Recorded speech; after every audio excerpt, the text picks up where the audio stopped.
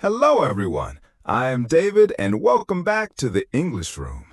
Today, we are going to dive deep into the life of one of the most famous people in history, Abraham Lincoln. Lincoln was the 16th president of the United States, but his life did not start in a fancy palace. It started in a tiny wooden house called a log cabin. In this lesson, we will learn about his journey from poverty to the White House. We are currently in this beautiful library because Lincoln loved books more than almost anything else. He believed that education was the key to freedom. As we explore his story, pay attention to the new words and grammar we use. Are you ready to travel back in time to the 1800s? Let's begin our journey. Abraham Lincoln is often remembered for his tall hat and his beard, but there is so much more to know about him. He was a man of great courage, honesty, and kindness.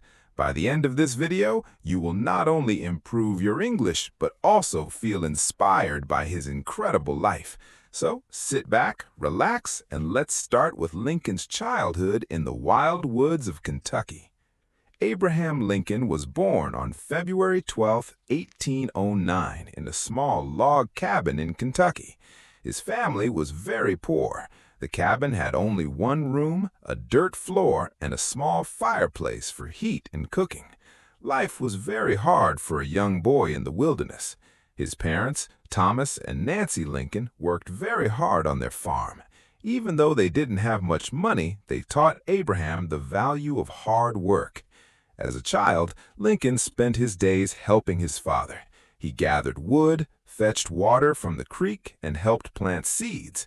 There were no video games or televisions back then. Instead, children played outside and learned how to survive in nature. Lincoln's mother, Nancy, was a very kind woman who encouraged him to be curious. Sadly, life in the early 1800s was dangerous, and many people got sick. Despite the difficulties, young Abraham grew up to be very tall and strong. He was different from other boys because he was always asking questions. He wanted to understand the world beyond the trees and the hills of his home.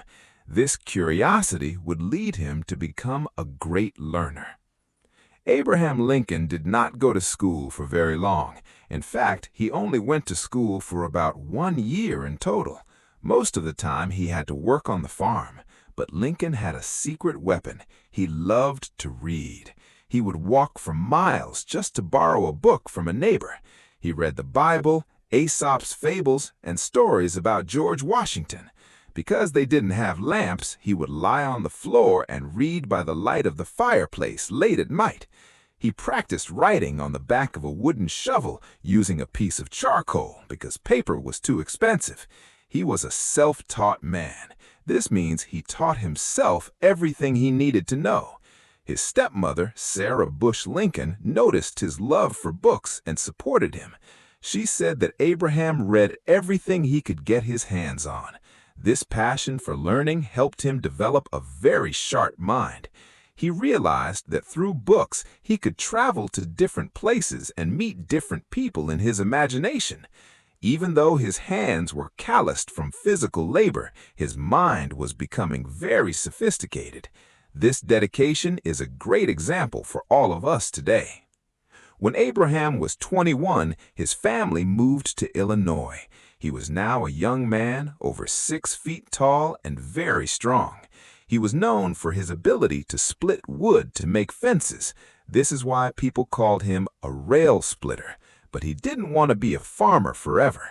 He worked many different jobs. He worked on a flatboat on the Mississippi River, and he also worked as a clerk in a general store in a town called New Salem.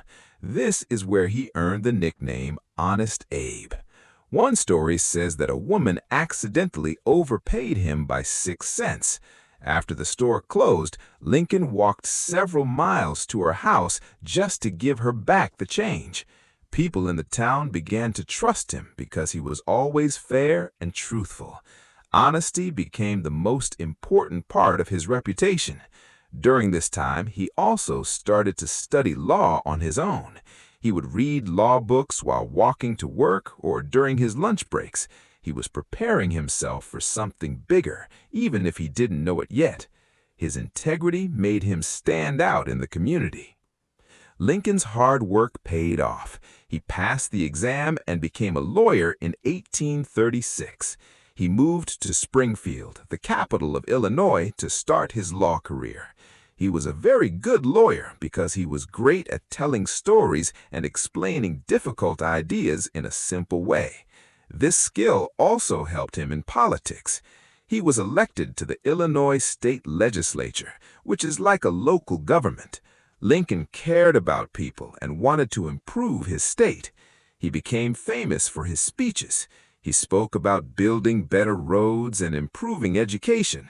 People liked him because he didn't use fancy words to sound important. He spoke from the heart. It was during this time that he met Mary Todd. They married in 1842 and had 4 sons. Lincoln was a very loving father, although he was often busy with his work. His reputation as a speaker and a leader continued to grow across the state. He was becoming a man that people looked up to when they needed a fair leader.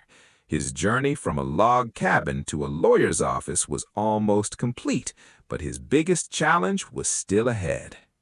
In the 1850s, the United States was facing a very serious problem: slavery. In the southern states, millions of black people were forced to work for no money and had no rights. In the northern states, many people wanted to end slavery. Lincoln believed that slavery was wrong. He famously said, "A house divided against itself cannot stand." This meant that the country could not survive if it was split into 2 sides. In 1858, Lincoln ran for the U.S. Senate against a man named Stephen Douglas. They had many famous debates. A debate is a formal discussion where people share different opinions. Even though Lincoln lost the election for the Senate, his speeches made him famous all over the country. People in the North saw him as a hero who would fight for freedom and equality. He used simple logic and powerful moral arguments to show why slavery should not spread to new parts of America. This was a turning point in his life. He was no longer just a lawyer from Illinois. He was a leader for the whole nation's future. In 1860, Lincoln ran for President of the United States. He won the election and became the 16th president. However, his victory made the southern states very angry. They were afraid that Lincoln would take away their slaves. As a result, 11 southern states decided to leave the United States and form their own country called the Confederacy. This led to the American Civil War, the bloodiest war in American history. It was a war between the North, the Union, and the South, the Confederacy. Lincoln had a very difficult job. He had to lead the country through a war where brothers were sometimes fighting against brothers. He moved into the White House in March 1861, but he didn't have time to celebrate. He spent his days meeting with generals and making hard decisions. He was often very sad because so many people were dying. He grew a beard during this time, and he often looked very tired, but he never gave up. He was determined to keep the United States together as one single country. He believed that the Union must be saved at all costs. In January 1st, 1863, Lincoln took a very brave step. He issued the Emancipation Proclamation. This was a legal order that declared all slaves in the southern states to be free. It was a huge moment in history. Even though it didn't end all slavery immediately, it changed the purpose of the war. Now the Union was not just fighting to keep the country together, they were fighting for human freedom. Thousands of former slaves joined the Union Army to fight for their liberty. Lincoln knew this was a risky move, but he felt it was the right thing to do. He famously said, "In giving freedom to the slave, we assure freedom to the free." This document showed that Lincoln was committed to the idea that everyone deserves to be treated with dignity. It made him a hero to millions of people who had been oppressed for centuries. The Emancipation Proclamation is still considered one of the most important documents in American history. It paved the way for the end of slavery across the entire country. Lincoln's legacy as the great emancipator was born from this moment of courage and conviction. In November 1863, Lincoln traveled to Gettysburg, Pennsylvania. A very big battle had happened there, and many soldiers had died. He was invited to give a short speech at the dedication of a cemetery for the fallen soldiers. His speech was only 2 minutes long, about 276 words, but it became the most famous speech in American history. It is called the Gettysburg Address. He started with the words 87 years ago, which was a fancy way of saying 87 years ago. He spoke about the importance of democracy and promised that government of the people, by the people, for the people shall not perish from the earth. Everyone was surprised because the speech was so short, but the words were so powerful that people never forgot them. Lincoln reminded the world that the United States was a grand experiment in freedom. He wanted to make sure the soldiers didn't die in vain. Even today, students in America memorize this speech. It perfectly captured the spirit of the nation and the goal of the war. Lincoln's ability to use language to heal a broken heart and a broken country was truly remarkable. The Civil War finally ended in April 1865. The Union won and the country was unified again. Slavery was abolished forever by the 13th Amendment to the Constitution. Lincoln was elected for a second term as president. In his second inaugural speech, he didn't talk about punishing the South. Instead, he talked about peace and healing. He said, "With malice to none, with charity for all." He wanted the North and the South to become friends again. He knew that the country needed to move forward together. Lincoln was at the height of his power and popularity. He was seen as the savior of the Union. However, just a few days